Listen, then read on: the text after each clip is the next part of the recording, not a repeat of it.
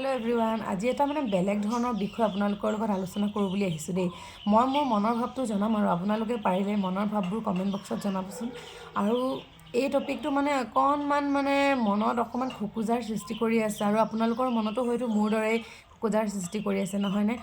এই যে এটা নিউজ খুব ভাইৰেল হৈ আছে যে পুত্ৰই পিতাকৰ কথাত গুৰুত্ব নিদিয়াকৈ পিতৃ ইহলীলা সম্বলন কৰিবলগীয়া হ'ল। আচলতে কথাটো অকণমান বেলেগ দেই। ময়ো ভাবিছিলোঁ তেনেকৈ, আপোনালোকেও হয়তো তেনেকৈ ভাবিছে নেকি মই নাজানো। মই মোৰ মাত্ৰ মনৰ ভাৱটোহে প্ৰকাশ কৰিব বিচাৰিছোঁ। আচলতে কথাটো এনেকুৱা ন, বাপেকক সকলোৱে ক্ষমা কৰি দিয়ে কাৰণ পিতৃ ভগৱান তুল্য নহয় জানো? ভগৱানে যিও ভুল নকৰক কিয় তেওঁ কেতিয়াও বেয়া হ'ব নোৱাৰে। আজিও আমাৰ সমাজখনত তেনেকুৱাই চলি আছে। কিন্তু আপোনালোকে এবাৰ ভাবি চাইছেনে সেই পিতাই কি কৰিছিলে বা কি কাৰণে তেনেকুৱা এজন পিতৃক পুত্ৰই এনেকৈ অৱহেলা কৰিবলৈ বাধ্য হৈছে হয়নে? গতিকে কথাটো আচলতে আমি আদি গুৰি নজনাকৈ আমি নিউজ কিছুমান বনাই দিওঁ আৰু সেই নিউজ কিছুমানক আমি বিশ্বাস কৰি কিছুমান পুত্ৰক আমি বেয়া ব্যৱহাৰ কৰোঁ বা বেয়াকৈ ভাবি লওঁ আৰু কিছুমান পিতৃকো। এতিয়া মই কথাটো কোন শুদ্ধ কোন ভুল ময়ো ইমান সঠিককৈ নাজানো। নিউজবোৰত দেখি থকাৰ ওপৰত ভিত্তি কৰিহে মই আপোনালোকৰ লগত কথাটো শ্বেয়াৰ কৰিব বিচাৰিলোঁ। আপোনালোকে সঁচাকৈ মিছাকৈ আপোনালোকে নিজেও বুজি পাব আৰু মই যিমান দূৰ বুজি পাইছোঁ।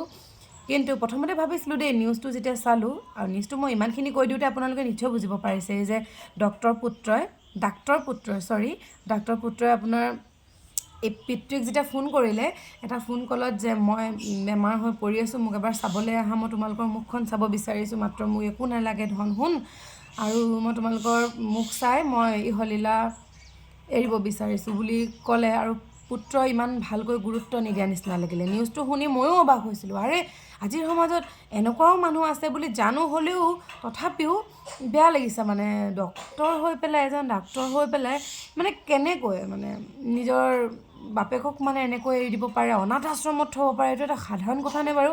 বৰ দুখ লাগিছিলে। কিন্তু আকৌ তাৰ অলপ দেৰি পিছতে আকৌ এটা নিউজ যেতিয়া দেখিলোঁ, কোনো আত্মীয় স্বজন লোকসকলে ফেচবুকত লিখিছে, তেতিয়া ভাবিছোঁ কথাটো আচলতে এনেকুৱা।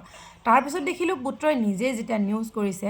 আপুনি নিজে ভাবকচোন, নিজৰ পত্নী নিজৰ পুত্ৰক এৰি যেতিয়া অন্য কোনোবা মহিলাৰ লগত যেতিয়া পিতৃয়ে নিজৰ দায়িত্ব পালনৰ পৰা পলাই গুচি যায়, ঘৰৰ পৰা খেদি দিছে, আৰু সেই তেওঁলোকে যেতিয়া কষ্ট কৰি মেলি এটা জেগাত যেতিয়া থিয় হৈছে, তাৰপিছত যেতিয়া পুত্ৰক পিতাই বিচাৰে, দুখতেই হওক বা সুখতেই হওক সেইটো মই ক'বলৈ নাযাওঁ, কিন্তু এইটো বিচৰাটো যোগ্যনে?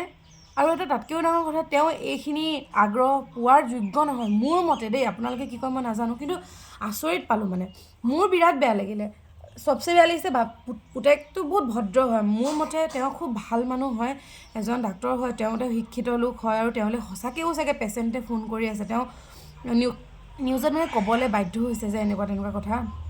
গতিকে বেয়া লাগিছে দেই, বিৰাট বেয়া লাগিছে। আচলতে আপোনালোকে নিউজ চেনেলসকলেও এনেকৈও নবজাব, কাৰণ এনেকৈ যদি বজাই দিয়ে সকলো পুত্ৰ একে নহয়তো। আৰু তেওঁ বা কি কৰি আছে, তেওঁ নিউজটোত ইমান ভালকৈ কৈছে আৰু ইমান বেয়া লাগিছে শুনি পেলাই। 18 বছৰ দিনে কোনো খবৰ নাই, আৰু স্বাভাৱিক কথা, মাতটো চিনি নাপাবও পাৰে হয় নহয়? কেতিয়াবা মানুহে এমাহদিন মাত নুশুনিলেই মাতটো অকণ সলনি হয়, আৰু তেওঁতো বয়সো হৈ গৈছে। 18 বছৰ দিনে মাকে কষ্ট কৰি, মাকৰ ইমান ত্যাগ, ইমান জীয়েক পুতেক দুয়োজন তুলি তালি গুৱাহাটীহেন জেগাত ভাড়া ঘৰত থাকি জীৱন নিৰ্বাহ কৰিলে, আৰু ইমান বছৰৰ পাছত তেওঁ মনত পৰিছে। মই হ'লে কিন্তু ক্ষমা কেতিয়াও নকৰোঁ, তেওঁতো বহুত ভালকেই ভাবিছে। আপোনালোকে কি কয় মই নাজানো, মোৰ মন্তব্যটোহে জনালোঁ। বাকী সকলো নিউজ চেনেলসকলক মই অনুগ্ৰহ কৰিছোঁ, আপোনালোকে নিউজ চলাওক, কাৰণ নিউজটো চলাবই লাগিব নহয় জানো? কিন্তু অকল বেয়াবোৰ প্ৰচাৰ নকৰিব, কিছুমান ভালো প্ৰচাৰ কৰিবলৈ চাব। গতিকে সেয়াই মোৰ মনৰ ভাৱ। আপোনালোকে কি ভাবে কমেণ্ট বক্সত জনাব বুলি আশা কৰিলোঁ। আজিলৈ আহিছোঁ, বাই।